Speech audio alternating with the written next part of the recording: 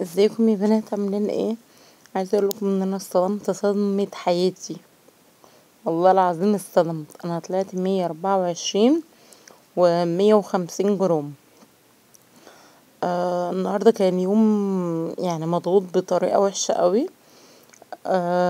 ما فطرتش. كنا بره، اختي جابت شيبسي فاخدت منها، عارفين التفاتيف دي اللي في اخر الكيس، هي دي اخدتها. وهنا كنا روحنا، اخدت رغيف حواوشي العادي ده بتاعنا اللي باللحمة. حاولت ان اشرب مية كتير، لكن الامانة اليوم النهاردة ما كانش متظبط خالص. انا خدت الرغيف، بعديها لقيت طعم الحواوشي حلو، عجبني قوي، وانا من النوع اللي بضعف قدام الحواوشي والبيتزا والكريب والحاجات دي. فاخدت كمان نص رغيف، نص حواوشي، قلنا الرغيف حواوشي ماشي، بس هو نص. وطبعا شربت ميه كتير قوي قوي قوي. وبعدين عملت فنجان القهوة، عملت قهوة باللبن، اخدت نصها لبن ونصها ميه. تمام.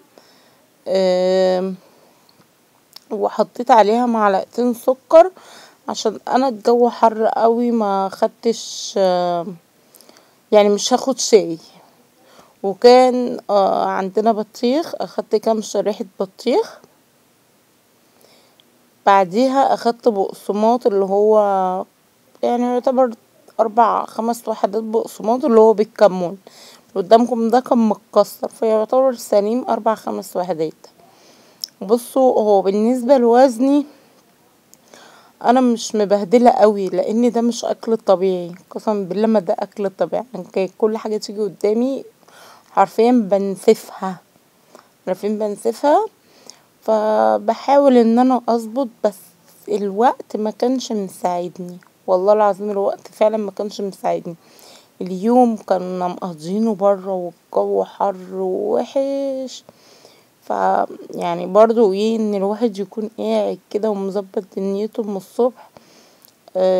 بتمشي معايا. تشجعوا يا بنات، ومستنية تعليقاتكم.